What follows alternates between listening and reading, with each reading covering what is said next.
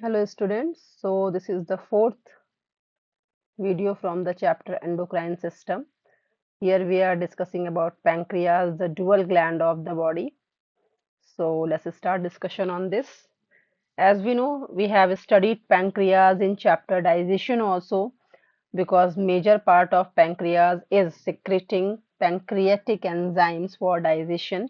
So you can say near about 99% portion 99% portion of the pancreas is exocrine in its role.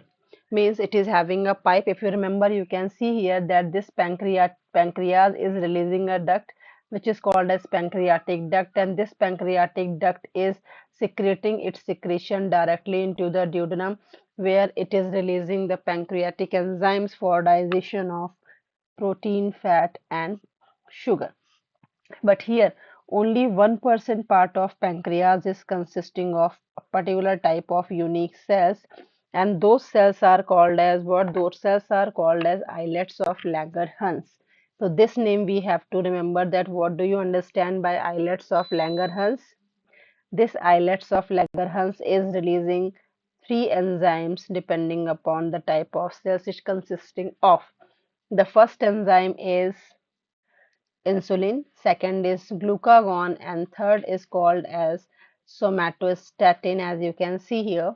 So this islets of Langerhans is secreting three types of enzyme from three types of cells. Alpha cells are secreting glucagon. This glucagon is increasing the blood sugar level. So whenever sugar level is getting down or we are not taking the carbs diet, so automatically blood sugar level comes down, which will be regulated by this glucagon hormone automatically. Second types of cells are called as beta cells, which is very important. Now this cell is secreting a hormone, peptide hormone, which is called as insulin. This hormone we have heard commonly. It is regulating the blood sugar level by decreasing it. So role of insulin is to decrease the blood sugar level, whereas role of glucagon is to increase the blood sugar level. That's why these two hormones are opposite in function. That's why it is called as antagonistic hormones. Now, third type of cells are called as delta cells. Now, these delta cells are secreting a hormone called as somatostatin, which is not in your course anymore, so we can skip it. But otherwise, it is regulating growth as we discussed already, as well as calcium metabolism. Now, this endocrine part of pancreas is regulating the blood sugar level in two ways. As we know, its main function is to reduce the blood sugar content.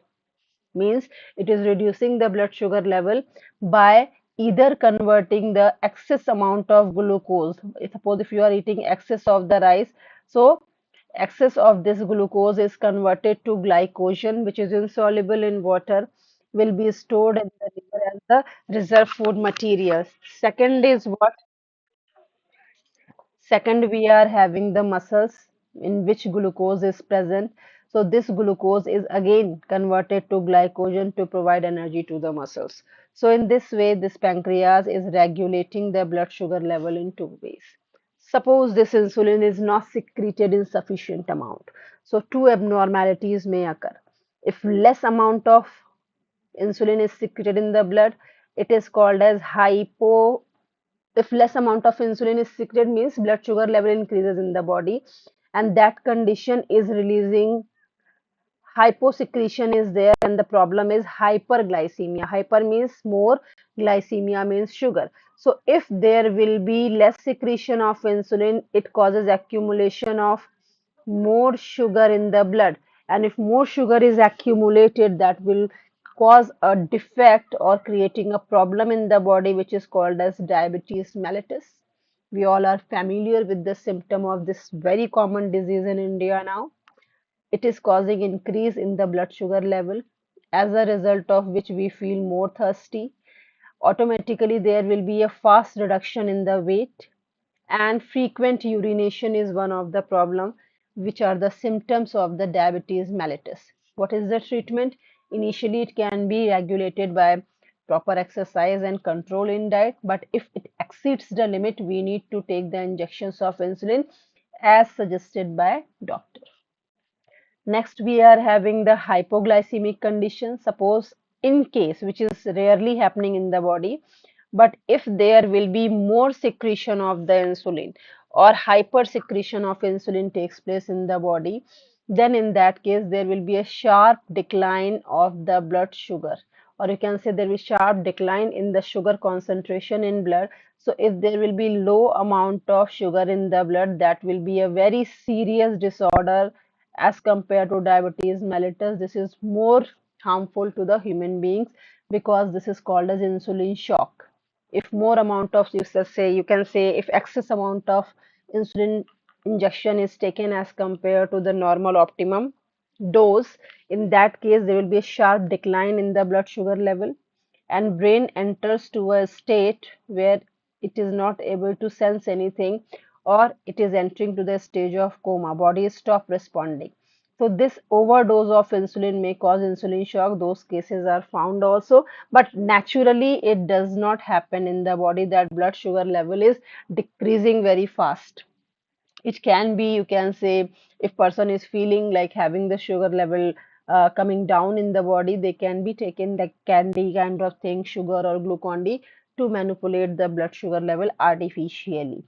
Otherwise, body system is the perfect system which is regulating the blood sugar level automatically.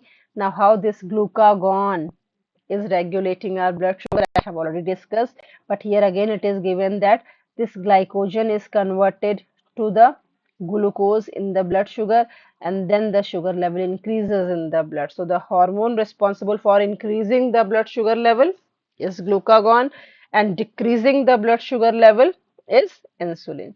So this is all about the pancreas. The questions which will be asked from you in the exam, that why pancreas is called as a dual gland. What is the reason behind the why pancreas is called as a dual gland? Because it acts as both endocrine as well as exocrine gland.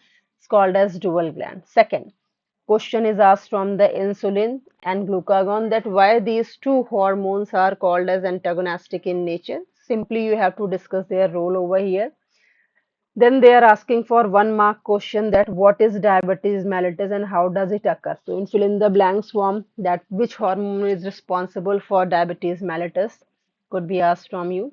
And location of pancreas could be asked, like where is it located. So this location of the pancreas, you should remember that it is located in this C loop of the duodenum in the digestive system. So I hope the topics are clear to you. It is one of the easiest gland given in your syllabus. So prepare well and see you in the next class for the next gland, that is thyroid gland. Okay, bye. Take care.